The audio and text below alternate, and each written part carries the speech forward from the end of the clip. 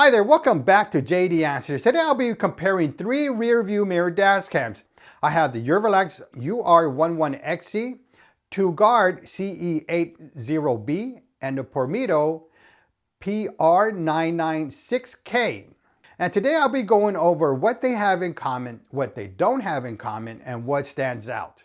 Now let's go over what they have in common, what they all have in common, which are they all have touchscreen, which you can toggle to the menu and adjust the screen. They also have the Sony 6-glass lens, the Sony IMX415 sensor.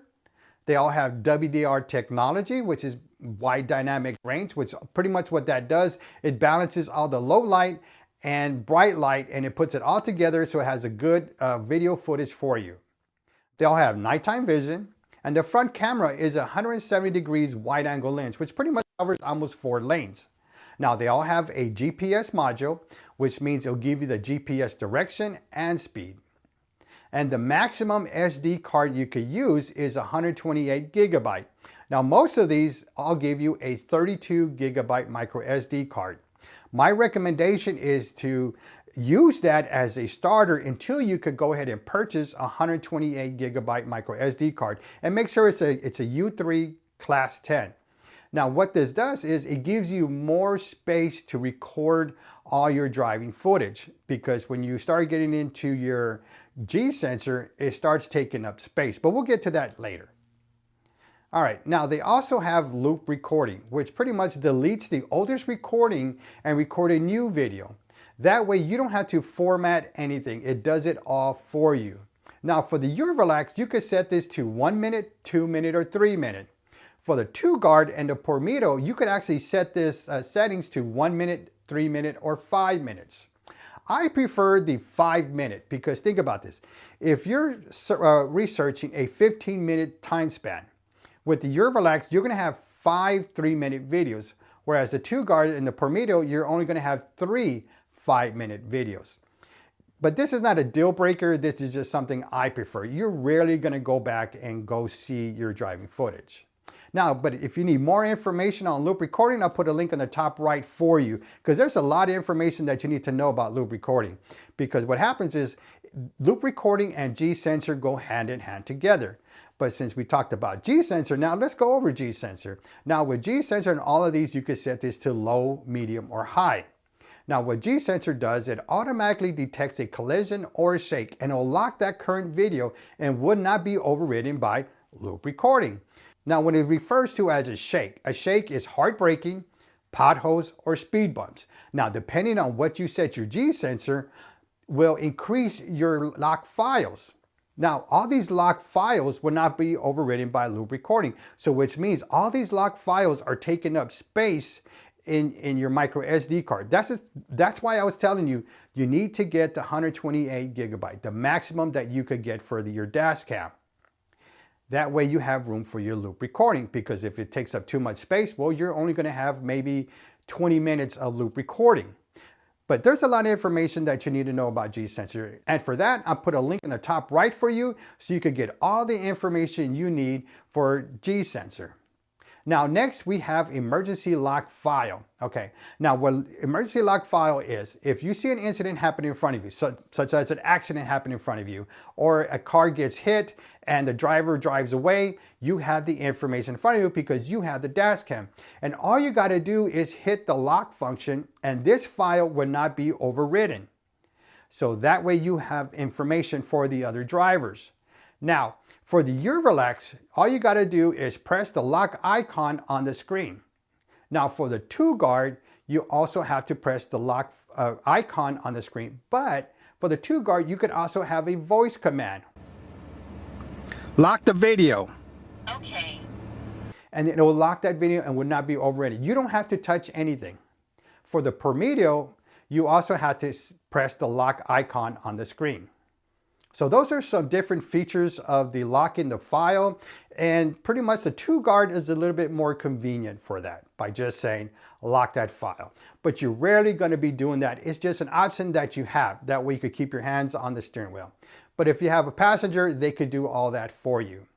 Next is we have parking monitoring. Parking monitoring is if you're parked and you get a shake or somebody hits your vehicle, well, it would lock that current file and would not be overridden.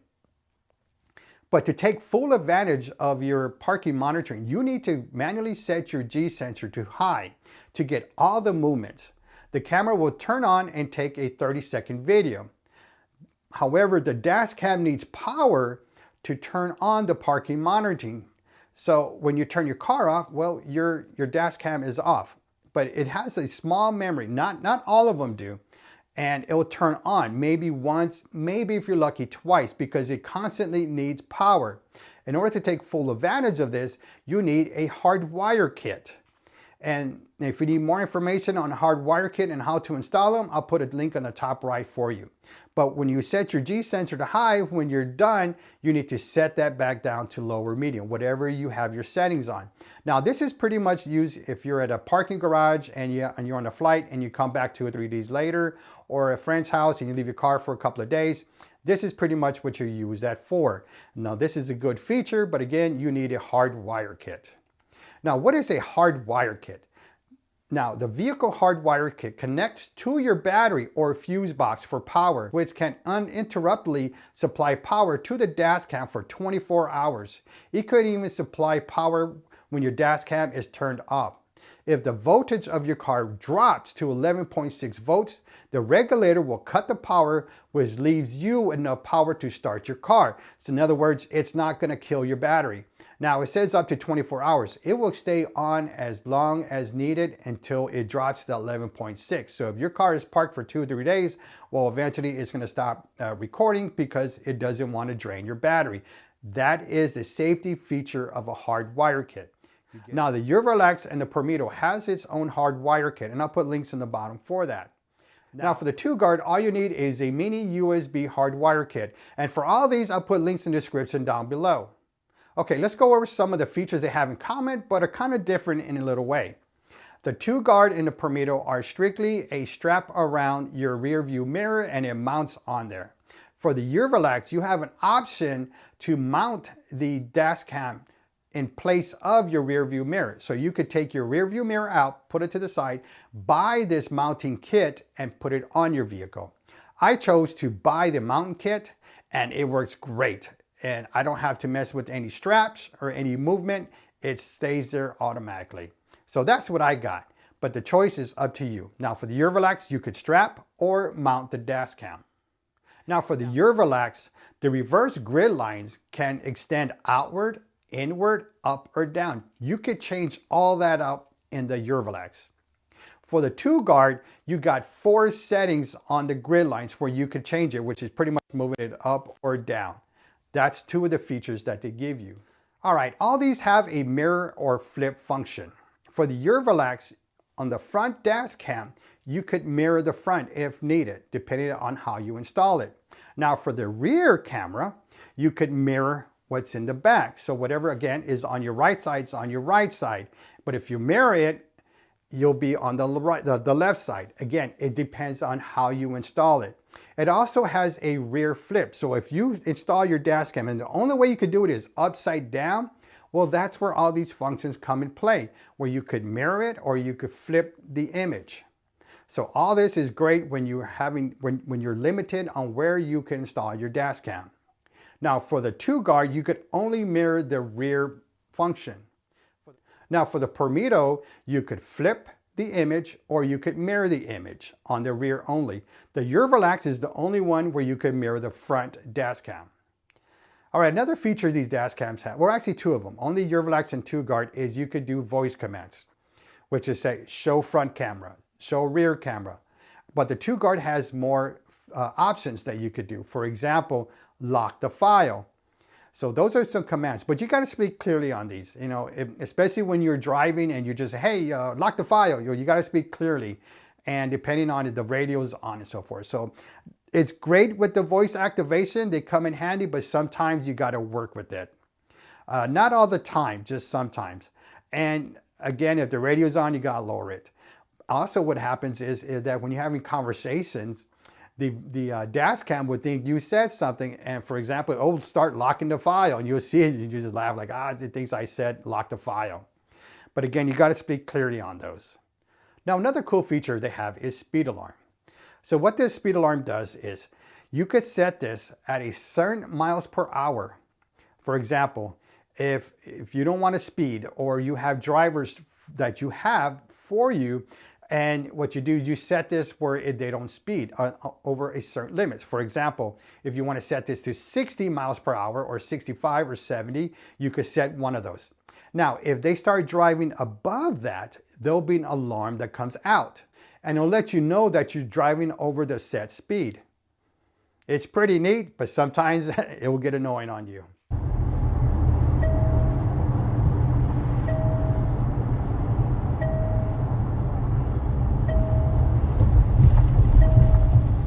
Another cool feature is that on the Eurolax and the Prometo, it'll let you know what your SD card information has. It will let you know how much on your loop recording you have, which is kind of like a normal recording, event, which could be your lock files, and if you take any photos with these. Now, all these dash cams, you can't take a photo with them.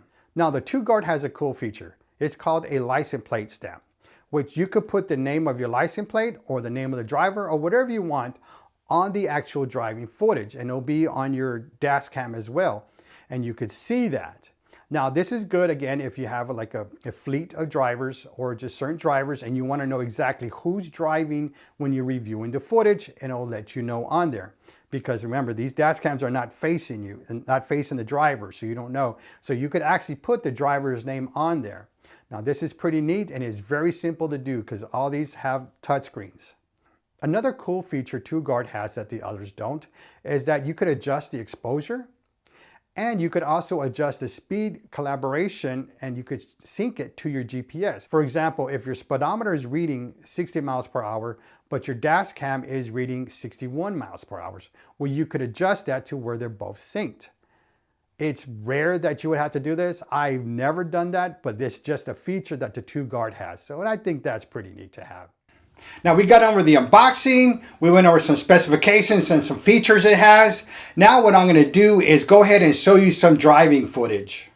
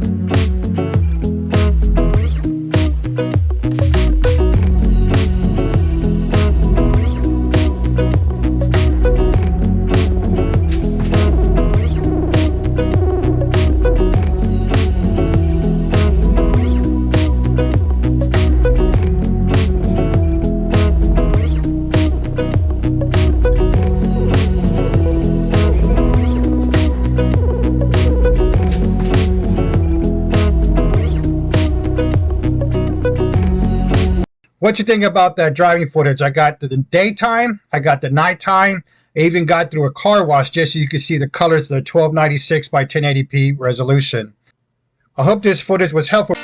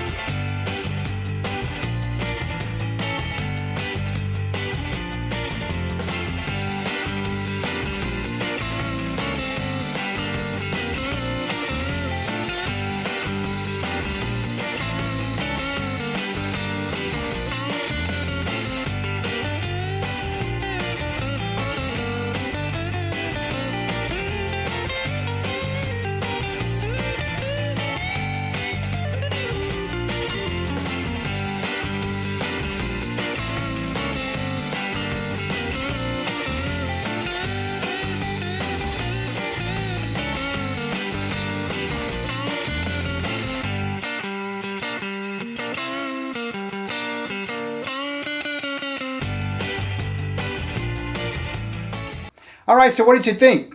Is this the right dash camera for you? If it is, I'll put links in the description down below. Is there something I missed, or is there something else you want to know?